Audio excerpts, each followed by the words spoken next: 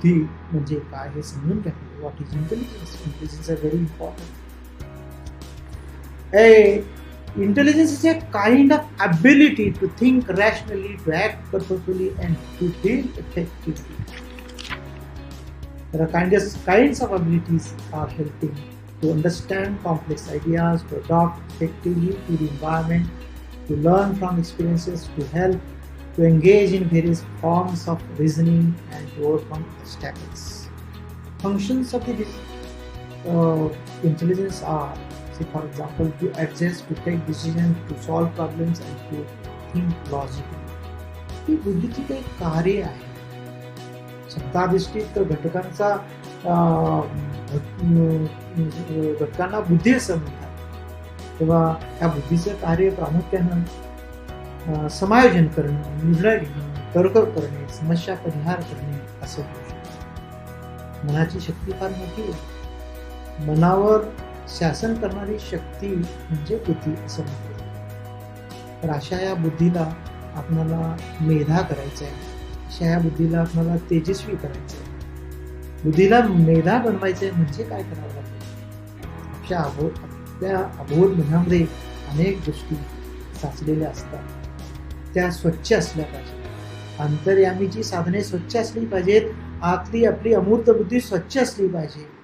आणि प्रामुख्यानं या बुद्धीला विचार आणि संस्काराने बुद्धीचं स्नान घातलं पाहिजे. तर संस्कार अतिशय महत्त्वाचे. संस्कार केले पाहिजे. हळूहळू ते केले पाहिजे. घरातून, शाळेतून, समाजातून हे संस्कार टप्प्याटप्प्याने होत असतात. एक उदाहरण आपल्याला घेता येईल. कापसावर संस्कार केले म्हणजे कापड तयार होते. मातीवर संस्कार केले म्हणजे पंथी तयार होते. आणि दगडावर संस्कार केले म्हणजे बुद्धी तयार होते. 1 वर्षाची दृष्टी असेल तर फुलांची जोपासना करावी. 10 वर्षाची दृष्टी असेल तर झाडे लावावी. आणि 100 वर्षाची दृष्टी असेल तर आपल्याला माणसावर संस्कार करावे लागतात. अगदी याप्रमाणे संस्काराने, विचाराने बुद्धी वाढत असते. बुद्धीचं स्नान करता येतं. त्या बुद्धी तेजस्वी करायला पाहिजे म्हणजे नेमकं काय करायला पाहिजे? बुद्धीमध्ये जेव्हा किंग कर्तव्य मूर्ता येते, जशी अर्जुनामध्ये आली होती. किंग कर्तव्य मूर्ता जेव्हा निघून जाते तेव्हा बुद्धी तेजस्वी होते. तेव्हा बुद्धी मेधा होत असते. बुद्धीला मेधा बनवा म्हणजे बुद्धी तेजस्वी बनते, सूर्यासारखी बनते. म्हणजे तलवारीच्या पात्याला सतत 10 दिली म्हणजे तलवार जशी चकाकत जाते, तसं बुद्धीला विचाराची गरज आहे. विचाराचं बैठक आहे. आणि त्या सतरंजीवर बसल्यानंतर बुद्धीला धार येत असते. आपली ही बुद्धी निश्चयी असायला पाहिजे. आपली ही बुद्धी बुद्धिप्रामाण्यवादी असली पाहिजे. समाजामध्ये आपण 3 प्रकारचे लोक पाहतो: बुद्धिजीवी, बुद्धिवादी आणि बुद्धिनिष्ठ. बुद्धिजीवी लोक केवळ बुद्धीचा वापर करत असतात आणि बुद्धिवादी लोक केवळ ज्ञानाची चर्चा करत असतात. आणि बुद्धिनिष्ठ लोक मात्र बुद्धीचा समाजासाठी सदुपयोग करत असतात. आणि बुद्धिजीवी आणि बुद्धिवादी लोकांमध्ये नेहमी संघर्ष चालत असतो. तेव्हा अशा या बुद्धीचं महत्त्व अतिशय महत्त्वाचं आहे. ही बुद्धी अशी तेजस्वी आणि निश्चयात्मक सूर्यासारखी झाल्यानंतरच मनावर त्याचा कंट्रोल होऊ शकतो, नियंत्रण करता येतं. तेव्हा अशा या बुद्धीच्या उंबरठ्यावर कोण असायला पाहिजे? What alert watchman should be at the threshold of intelligence? As you are knowing, emotions are basically divided into positive as well as negative. सकारात्मक भावना आणि नकारात्मक भावना ह्या अतिशय महत्त्वाच्या आहेत. जीवनात जसं मिठाचं स्थान असतं तसं आपल्या जीवनामध्ये भावनेचं स्थान आहे. तेव्हा आपण आत्ता पाहिलं की बुद्धी ही तेजस्वी असायला पाहिजे. आणि या तेजस्वी बुद्धीच्या उंबरठ्यावर कोण असायला हवं? तेजस्वी बुद्धीच्या उंबरठ्यावर हे सगळे आशा, आनंद, प्रेम अशा प्रकारचे पहारेकरी, सजग अशा प्रकारचे पहारेकरी बसायला पाहिजे. परंतु राग, द्वेष, मद, मत्सर अशा प्रकारचे चोर, षड्रूपू जर असतील तर ते पटकन आपल्या अबोध मनामध्ये कधी जातील आणि आपल्या अबोध मनामध्ये आपल्या मनावर कधी ताबा मिळवतील आणि आपलं मन कधी बिघडेल, आपल्या मनाचं संतुलन कधी बिघडेल हे सांगता येईल. तेव्हा अशा प्रकारे या मनावर नियंत्रण करण्यासाठी आपल्या भावना व्यवस्थित ठेवणं, नियंत्रित ठेवणं हे अत्यंत गरजेचं आणि महत्त्वाचं आहे. विचाराने हे शक्य होतं. आता विचार हे असं साधन आहे की ते बुद्धीवर अंकुश ठेवतं, आणि आणि बुद्धी हे असं साधन आहे की जे मनावर अंकुश ठेवतं. तेव्हा थिंकिंग म्हणजे काय, विचार म्हणजे काय हे आपल्याला बघावं. Thinking is a higher order mental process which allows beings to model the world and so deal with it effectively according to their goals, plans, aims, and desires. There are similar words to this thinking process or higher order mental process such as cognition, sentence, consciousness, idea, and evaluation. Thinking involves the deeply cerebral manipulation of information as when we form concept, engage in problem solving, and reason and make decisions. Thinking is a higher cognitive function and analysis of thinking processes. असं हे विचार हा महत्वाचा आहे. हे विचार काय, सातत्याने विचार आपल्या जीवनामध्ये आले पाहिजे आणि त्याचं आपण आचरण केलं पाहिजे. एका विचाराच्या सतरंजीवर आपण बसण्याचा प्रयत्न केला पाहिजे, तर आपले विचार समृद्ध होतात आणि त्या समृद्ध विचारातून आपलं मन आणि बुद्धी तेजस्वी होत असते. म्हणजे विचार काल ऐकले होते आणि आज ऐकणार नाही असं आहे. काल भूक लागली होती म्हणून आज आपण भूक जेवणार नाही. काल आपण आंघोळ केली होती म्हणून आज आपण आंघोळ करणार नाही. काल आपण पॉलिश केलं होतं म्हणून आज आपण करणार नाही. काल आपण इस्त्रीचे कपडे घातले होते आज आपण करणार. तर आपलं हे नित्यनेमाने दररोज करावं लागतं. अगदी त्याप्रमाणे आपल्याला विचाराच्या सतरंजीवर बसून विचार आत्मसात करावे लागतात. तेव्हा इंद्रधनुष्याचे सप्तरंग फुलविण्याची ताकद ही विचारामध्ये असते. एखाद्या वैज्ञानिकाचा क्रांतिकारक शोध, कवीची हृदय हेलावणारी कविता आणि महर्षीचा हृदयाला भिडणारा शब्द, या सर्वांची जननी विचारच आहे. तेव्हा चांगले विचार आणि वाईट विचार असे दोन विचार असतात. सकारात्मक विचार आणि नकारात्मक विचार असे दोन विचार आपल्याकडे येतात. डोके बदलू शकते ते सकारात्मक विचार आणि डोके उडवू शकते ते नकारात्मक विचार. रामाचे विचार की रावणाचे विचार, कृष्णाचे विचार की कंसाचे विचार, विवेकानंदाचे विचार की राऊत इब्राहिमचे. मला आठवतंय महायुद्धातील युद्ध, महाभारतामधील युद्ध हे भाऊबंदकीचं युद्ध नव्हतं, तर ते दोन विचारातील युद्ध होते. चांगले विचार नेहमी आत्मसात केले पाहिजे. चांगले विचार म्हणजे नेमकं काय? चांगले विचार नेहमी कार्यकारण भाव व त्याचे परिणाम यांच्या दृष्टिकोनातून तर्कशुद्ध आणि विधायक योजना असतात. वाईट विचार नेहमी ताणतणाव आणि नैराश्याला जन्म घालत असतात. थॉमस एडिसन विचाराबद्दल खूप काही चांगलं सांगून ठेवले. समस्येकरिता असलेले उत्तर म्हणजे विचार, आणि कुत्र्याचे रात्रीला भुंकणे हे विचार प्रकृतीचे द्योतकच आहे. मार्क्स अरेलियस यांनी सांगितलंय, आपले विचारच आपले जीवन घडवत असतात. अगदी आनंदी विचार, दुःखी विचार. आनंदी विचार आपण आनंदी विचार करायला लागलो तर आपण आनंदी होऊ. आपण दुःखी विचार करायला लागलो तर आपण दुःखी होऊ. आपण भीतीदायक विचार करू लागलो तर भयग्रस्त होऊ. या कोरोनाच्या काळामध्ये भीती ही आपल्यामध्ये आलेली आहे आणि त्यामुळे भयग्रस्तता वाढू शकते. आपण उदास विचार करायला लागलो तर आजारी पडू, आणि आपण आत्मवंचनेमधून रडायला लागलो तर लोक आपल्यापासून दूर जाऊ शकतात. तेव्हा नॉर्मन पेले यांनी या संदर्भात विचाराच्या बाबतीत एक मोठा विचार मांडलेला आहे. तुम्हाला तुम्ही कसे आहात असे वाटते तसे तुम्ही नसता, तर तुम्ही जसा विचार करता तसे तुम्ही असता. आनंदी विचार करा आणि तसे वागा, मग तुम्ही खरेच आनंदी व्हाल. हा अतिशय महत्वाचा विचार या संदर्भामध्ये आहे.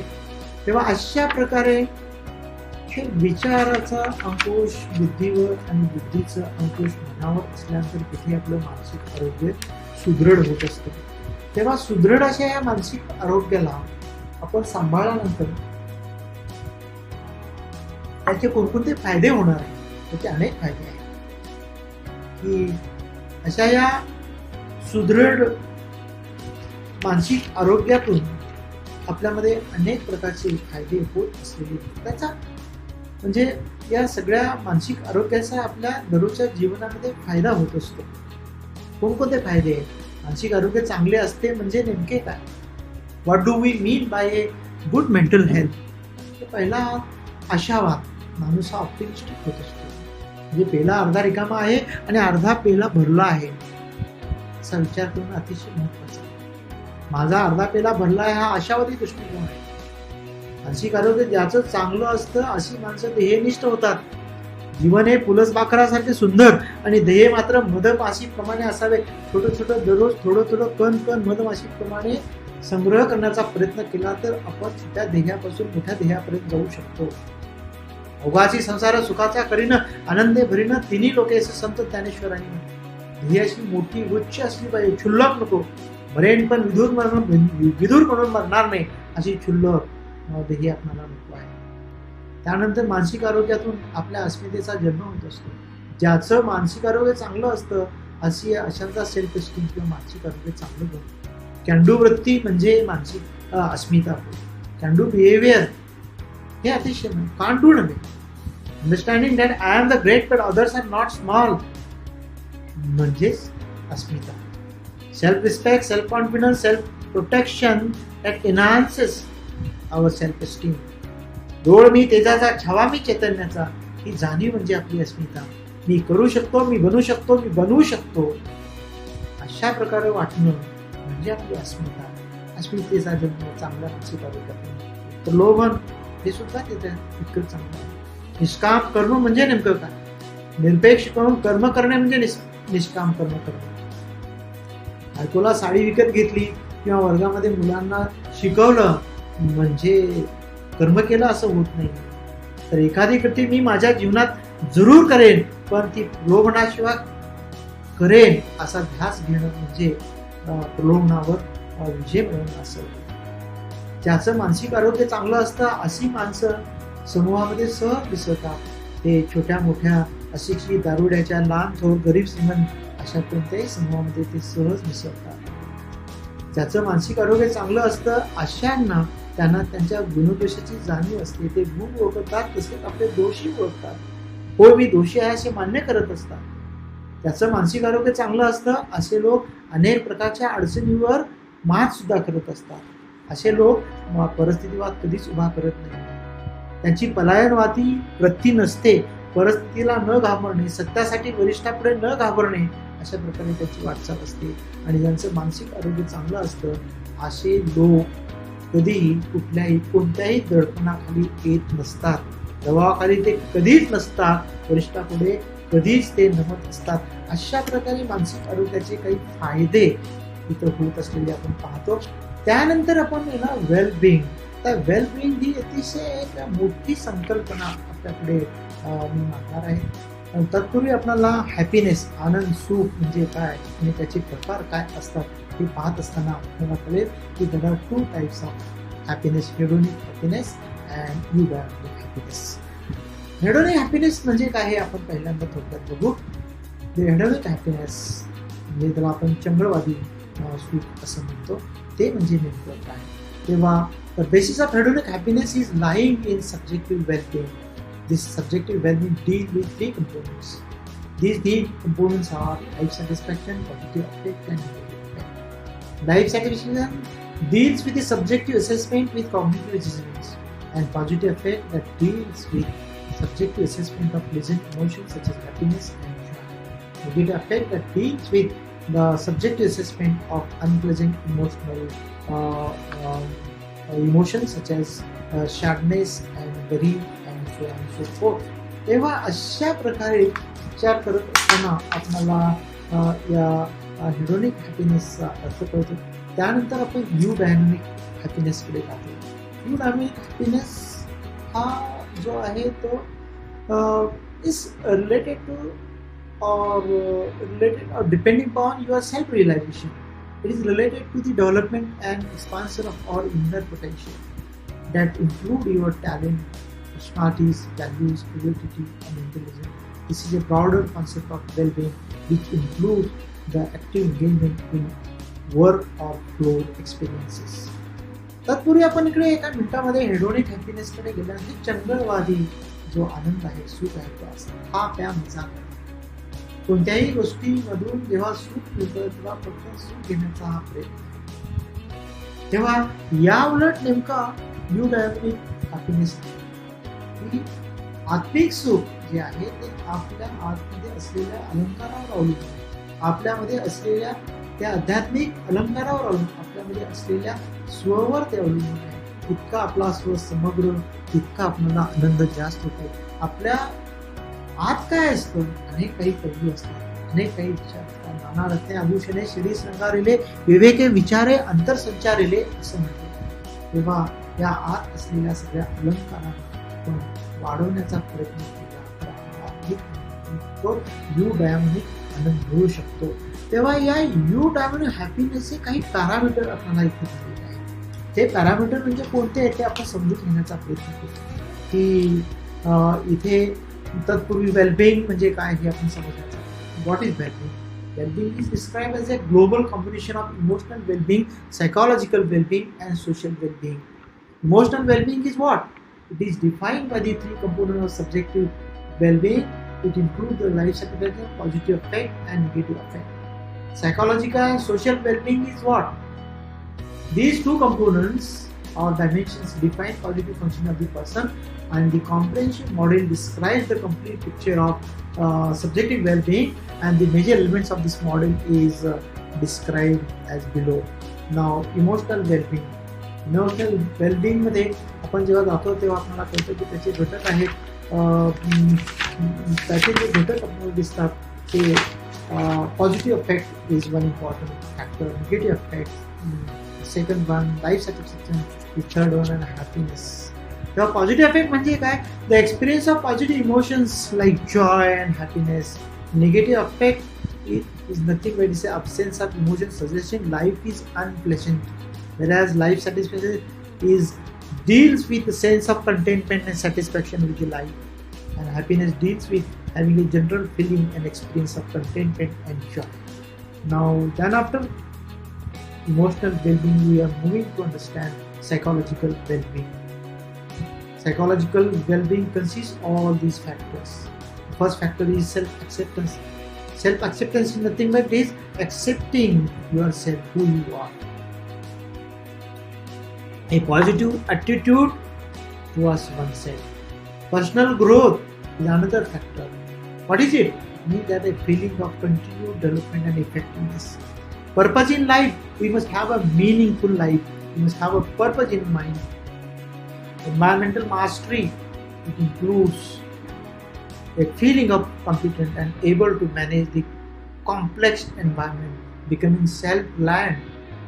Autonomy is the factor which is indicating that a feeling of comfortable with self-direction, resisting the social pressure also. Positive reaction with other is the last point of this, which includes your positive good relations with other in that warm, satisfying, trusting, empathetic, and intimacy are the factors which are included in that. Then after we are moving to social health, social well-being. Social well-being includes the social acceptance, social actualization, social contribution, social coherence, social integration, all that. Social acceptance is indicating holding positive attitude toward others. Social actualization deals with believing that people have potential, society can explore, or society can evolve in a positive direction. Social contribution is another factor that indicating feeling that one's life is useful to society and I must be useful to the society. Social coherence indicating such individuals are having their interest in society. Social integration is indicating the feeling of sense of belongingness to a community. Feels such people seem to be comfortable and they support the society. So in this way, the social well-being, the psychological well-being, emotional well-being are the ingredients of eudaimonic happiness. So what next now? We are going to see vision. दृष्टी ही काय आहे, कशामुळे येते? माझा मुद्दा इथे आहे ज्यांचं मानसिक आरोग्य चांगलं असतं अशा लोकांना दृष्टी विजन मिळते, पर्स्पेक्टिव्ह मिळते. म्हणजे कसं, आपण दररोजच्या विचाराच्या सतरंजीवर जर बसायला लागलो तर आपले विचार प्रगल्भ होतात आणि त्या प्रगल्भ विचारातून बुद्धीवर नियंत्रण ठेवता येतं. आणि जेव्हा केव्हा बुद्धी ही तेजस्वी होते तेव्हा त्या चंचल मनावर कंट्रोल करता येतं, नियंत्रण करता येतं. तेव्हा मन, बुद्धी आणि विचाराच्या संयुक्त विद्यमाने, संयुगाने, कॉम्बिनेशन मधून दृष्टीची निर्मिती होत असते. आणि म्हणून दृष्टिकोन आपल्या जीवनाचा अतिशय महत्त्वाचा आहे. The vision is very important in our life. The vision describes the desired future position of the organization, institution, or any company. The elements of vision are often combined to provide a statement of the institutions, organizations, or company purposes and goals and values and values. जीवनामध्ये दृष्टिकोनाला अनन्यसाधारण अशा प्रकारचं महत्त्व आहे. तेव्हा मन, बुद्धी आणि विचार याच्या संयोगातून दृष्टिकोन निर्माण होत असतो. शिक्षण, अनुभव, वाचन, संस्कार, समाजीकरण व आदर्श भूमिका या प्रारूपामधून त्याचं अनुकरण आपण केल्यानंतर आपली एक विशिष्ट अशा प्रकारची अभिवृत्ती निर्माण होत असते. अभिवृत्ती म्हणजे मनाचा कल किंवा दृष्टिकोन. Attitude is a unfavourable and favourable tendency to of an individual to about a social class of object. किंवा माणसाचा एक विशिष्ट दृष्टिकोन निर्माण होणं अत्यंत गरजेचं आहे. Everything is beautiful that lead to have a social desirable effect. हे अतिशय महत्त्वाचं आहे. जेव्हा फॉर एक्झाम्पल आपल्या बागेमध्ये जर फुलं असतील तर ती फुलं देवाला व्हायची का ती फुलं बाजारात जाऊन 5 रुपयाला एक विकायचं, हा दृष्टिकोन. जेव्हा पवित्र मनाने काम करतो तेव्हा असलेला दृष्टिकोन वेगळा, आणि जेव्हा विषयात वासना घुसते तेव्हा निर्माण झालेला दृष्टिकोन हा वेगळा. जेव्हा विषयात वासना घुसते तेव्हा दृष्टिकोन बदलतो. अशा दृष्टिकोनाला आपण काय म्हणावं, अशा दृष्टिकोनाला आपण म्हणत असतो बुरी नजरवाले तेरा भी मोह काला. आणि आपल्याला हे नको आहे, निगेटिव्ह नको आहे. बुरी नजरवाले तेरा भी भला हे आपल्याला अधिक चांगलं आहे. तर अशा प्रकारे आपल्याला आपला दृष्टिकोन पक्का केला. अनेक उदाहरणं आपल्याला देता येतील. कॅल्गरी टॉवरचं एक उदाहरण देतो. कॅल्गरी टॉवरची उंची ही 190.8 मीटर अशा प्रकारची आहे आणि त्याचं वजन 10,884 अशा प्रकारचं आहे.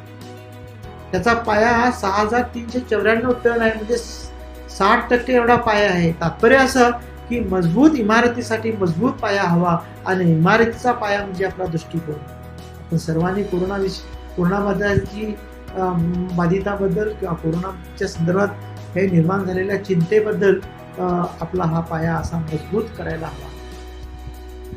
तेव्हा अशा या अवघड परिस्थितीमध्ये जात असताना आपल्याला आपला दृष्टिकोन बदलायला हवा.